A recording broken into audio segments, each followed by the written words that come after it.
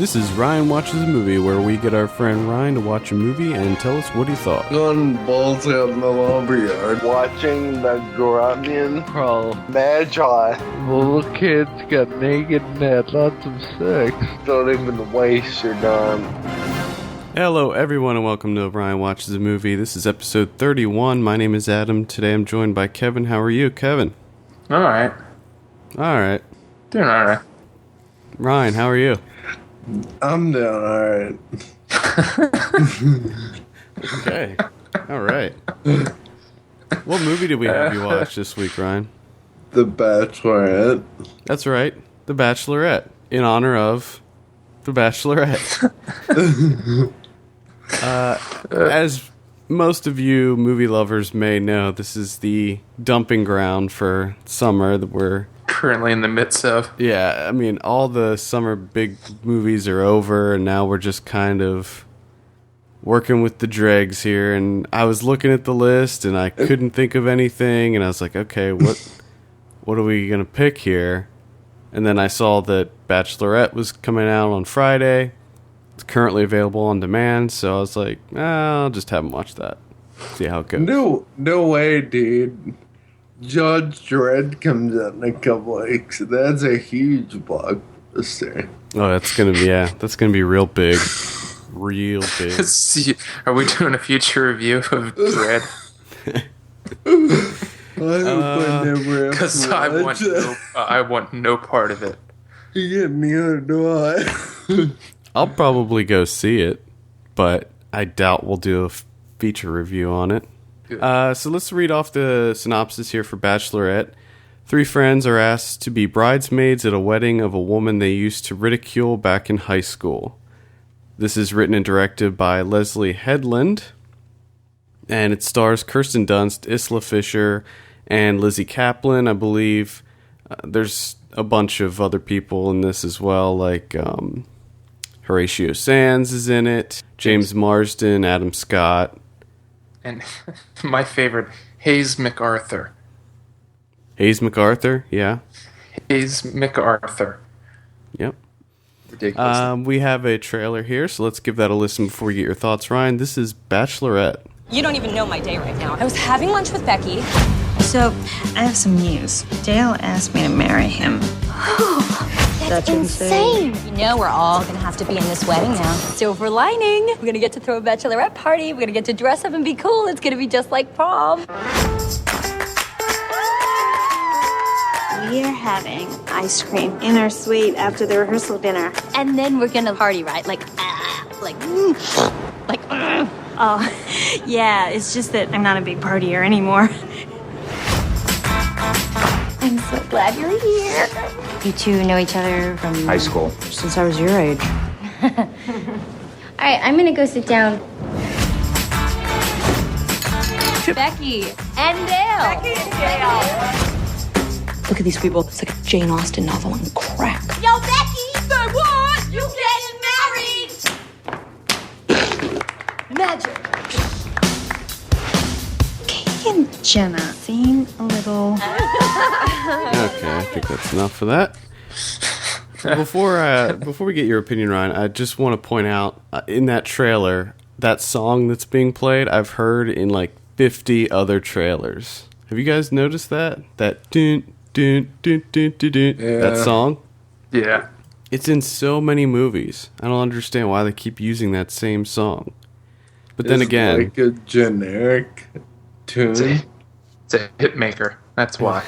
Then again, everything about this movie is pretty much derivative of everything else. And when you look at the other thing that I wanted to point out real quick is probably one of the worst movie posters I've ever seen. Yeah, I agree. I agree 100%. It's literally a still image from the film that they used in the poster. So, Ryan, why don't you give us a brief synopsis? Now, I did see this movie too, so what's this all about? Basically, the 3 bridesmaids get informed they're going to be at a wedding, and they end up tearing this dress and comedy ensues when they try to fix their dress the night before the wedding. Okay. Good synopsis. This is being compared to Bridesmaids, obviously, for obvious reasons. And it is pretty much a Bridesmaids ripoff, wouldn't you say, Ryan? But I like Bridesmaids took it occurred over several weeks. This occurs in one night. But other than that, are we splitting hairs here? It sounds like we're splitting hairs. Sounds like we're splitting hairs. That's the difference. One night in a few weeks. It's completely different. One happens in one night. One happens over a course of several weeks. Get it right. Did you find this movie to be raunchier than Bridesmaids? Yeah. Yeah, they definitely, all the Bridesmaids, all the Bachelorettes had, body mouth. But it was awesome. What? What? Oh, potty mouths. Potty mouths. Yeah. Gotcha. Yeah, they did. There was also a lot of drinking and drug use. A lot of drug use in this movie. Also, no nudity. They really surprised me. Did that dock points for you? No, I'm just saying I expected there was nudity in Bridesmaids, wasn't there? Or am I thinking? I don't remember. I don't remember either. I don't know, but it sounds like you were sorely disappointed. Yeah. Okay. I thought this movie was funny as shit. okay. So your overall thoughts are it was funny as shit. Were there any standout moments? Any highlights? I love the whole character that Isla Fisher plays. Because she's dumb as fuck. Like, I don't know how else to explain it, but you have to kind of watch this movie to understand better. But she is probably the dumbest person ever. She plays this kind of airheaded party girl, I would say. Yeah. And everything she said made me laugh. Now, this is directed by Leslie Headland. She is one of the creators of the show Terriers on FX, which I liked a lot. And they're currently talking about turning it into a movie. Yes, I've never seen Terriers. I liked it tremendously. I liked it. It was different than this movie, by far. Yeah. Was that only on for one season? Yep.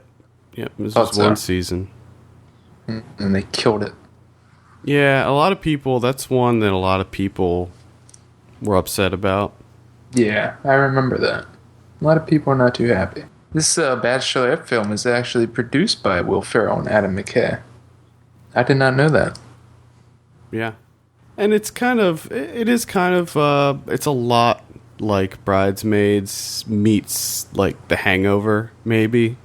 Yeah. It is, I do agree that it is raunchier than Bridesmaids. And I like Rebel Wilson, who's plays Becky, the girl that's getting married. She was also in Bridesmaids. Brian, have you ever seen the show Party Down? I've watched brief parts of it. I've never seen a whole episode, but I've seen parts of it. Well, it's interesting because Lizzie Kaplan and Adam Scott are kind of the two main character love interests in that, and they're also love interests in this film as well. Unfortunately, Adam Scott doesn't have a lot to work with in this movie. That's unfortunate. Now, you guys were saying that this is raunchier. Do you think that equates to it being just as funny as Bridesmaids or The Hangover? Obviously, Ryan did, because he thought it was quote-unquote funny as if I remember that correctly. Funny as shit. Funny as shit. I'm sorry. Yes. Get it right or pay the price. I want to know what that price is that he's going to have to pay. Is it an awful waffle? Yes. Oh, God. What was that noise? It was Ryan laughing loudly into the microphone. I love it. I love it. Yes, I don't think it's as funny as Bridesmaids. It did make me laugh. There were quite a few parts that were funny, but in the end, the big issue that I had was that I hated all the characters. And that was, to me, the core difference between this and Bridesmaids was that I thought that the characters in Bridesmaids were likable and they felt real, but these characters in Bachelorette are all just perpetuating some sort of generalization of that type of woman. Yeah. And they were just so exaggerated and over the top. Like, I mean, when you see these people in real life, you're like, if this was a real life scenario, these four people would not be friends, I don't think. Well, that's what my next question was going to be. When you were doing this synopsis and listening to the trailer and stuff, they talk about how, like, they, I guess, mocked her a lot in high school and stuff. So why are those three being her bridesmaids? Like, why in the world would they be friends? Because it's like they had a group or like a little clique in high school, and that girl, Rebel Wilson, she was like in the clique, but she was like the one they made fun of. It was sort of like me. Well, I think we made fun of each other pretty equally. I think it was equal around. I don't think it was just like us sitting around just mocking you. Hey man, I'm just trying to identify this movie. What was the nickname they gave Rebel Wilson? Pig face. Pig face. It's so evil. But I mean, that's just kind of how it was for me. I didn't think that the characters, I hated all of them. And like Ryan said, the Isla Fisher character is this kind of airhead, dumb party girl, love to go to clubs. And then Lizzie Kaplan, as you might suspect, is kind of the more cynical, dark girl. And then Kirsten Dunst is the more straight-laced, professional businesswoman. But they're all bitchy. Yeah, they're all bitchy, yeah, sure. And apparently they're all drug addicts as well. Yeah. There's a lot of coke. A lot of cocaine usage in this movie. You know, I heard on Conan O'Brien the other night that Isla Fisher never did cocaine in her life. And never, like, when she performed this role, she didn't know what to do. So she spun around in circles before they yelled action to, like, get her coordination all messed up. Well, okay. Sounds like a brilliant technique. It sounds like someone just didn't, like, take a little bit of time and just do some homework. Like, just get on the Google and be like, what are some side effects of cocaine usage? How's it make you feel? Oh, okay. Instead of just going, maybe I'll try spinning around in a circle. Maybe that'll work. Sounds like someone didn't do their homework. Ryan, this or Bridesmaids? Which one? Yeah, they both made me laugh for totally different reasons. To me, they were different sort of movies. I'd say probably Bridesmaids. Okay. Just because I'm more familiar with all those characters, or those actresses. Gotcha. This currently has a 60% on Rotten Tomatoes, but it doesn't actually hit theaters until Friday, and I know critics are kind of blah about reviewing on-demand films. I think that they don't like to do it. We reviewed it on our site. We gave it a 6 out of 10. So there's that. I didn't write the review. I probably wouldn't give it a 6 out of 10. That seems a bit high. I have to say, from you describing it and Ryan describing it, I'm not interested at all. I mean, I wasn't interested to begin with, but you seem like this movie wasted a good bit of your time, Adam. It was only an hour and 20 minutes long. He sounds bored talking about it. Oh my god. There are moments. There are some moments that I did enjoy with this movie, and it did make me laugh on several occasions. The thing about this movie is that it's trying to be really fast paced, and there's like a million things happening at once, and they're running around, and everything's just being crazy. And it's pretty much, that's how it is throughout most of the film. And when you have a movie like that, when there's like 50 things happening at once and only one of them is funny, it kind of detracts from the overall like feeling about the movie, to me. Yeah, it sounds like they're just trying to cram in as much as possible. Yeah. Just going the scene with the quantity over quality. The scene with the so many situations, one of them's bound to make someone laugh. Yeah, and I would rather see movies have just a few well-placed jokes than just try to, have the joke per minute ratio be every 2 seconds. But what were you saying about Horatio Sands, Ryan? The scene with him made me laugh a lot when he was in the airplane. Yes, there was a scene. Horatio Sands is only in this film for one scene. And was it one, or did he come? I think it was only one. Yeah. And that was actually pretty funny, but I think the funniest part is his credit is barely attractive guy. I did see that. I think that's the funniest part.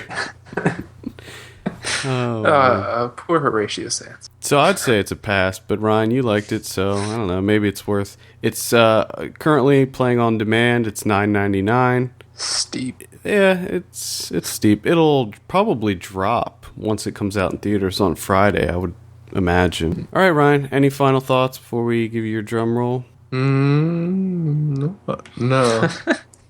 Any other scenes that you thought were particularly funny?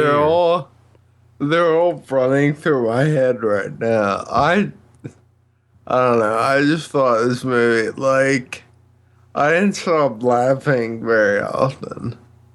And I watched it twice by myself, and I laughed out loud to myself. So that makes me realize that it's funny. It's also Oh, God. I love the way you word things. It's also to note that you actually watched this before we assigned it to you, right? Yeah. Yeah. So. I had no idea that you were gonna assign it, so I watched it pre-talking to you guys. Yeah, so there you go. So you were at least somewhat interested in it before we even assigned it to you. Yeah. Okay. And I also said that definitely the best movie I've watched so far on Run Watch a Movie. Wow. Oh my God. That is hurts. Number 1 out of 31. That hurts. Sorry to pick Rad, Kevin. Because that movie is so fucking awesome. I like how you're bitter about Rad. But Rad was great though, because we got the whole balls out in the lumberyard. All you gotta do is go balls out in the lumberyard. Yeah. That's right. There we go. All right, so let's go ahead and get your score. Ryan, what do you give Bachelorette? 7. That's a 7 out of 10 on Bachelorette. Wow. That's a higher review than we even gave it on our site. I thought that I believe it was Todd that reviewed it on the site. And when I saw his review come in, I was like, wow, he actually liked this. Maybe I need to rewatch it. I don't know. Maybe there's just some nuance that I didn't pick up on with the first viewing. I didn't hate this movie. Kevin, you'll probably find some humor in it, but I probably will. But just, I don't know. I just don't really seem to have an interest in it at all. So there you have it. Bachelorette is currently playing on demand. It has a limited theatrical run this Friday. For all the latest film news and reviews, visit us at filmpulse.net. We want to hear your feedback. Send us an email at feedback@filmpulse.net or give us a call on our voicemail line at 850-391-6071. Also, please take a minute to rate us on iTunes. We appreciate that greatly. And make sure to click on the donate or subscribe buttons down below in the show notes. We appreciate that even more. For filmpulse.net, my name is Adam. I'm Kevin. And I'm Ryan. And we will see you on Monday when we go over our summer movie predictions. See you later.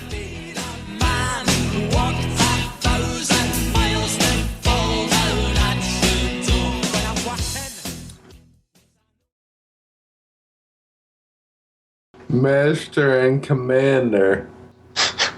All right. I don't know why I said that.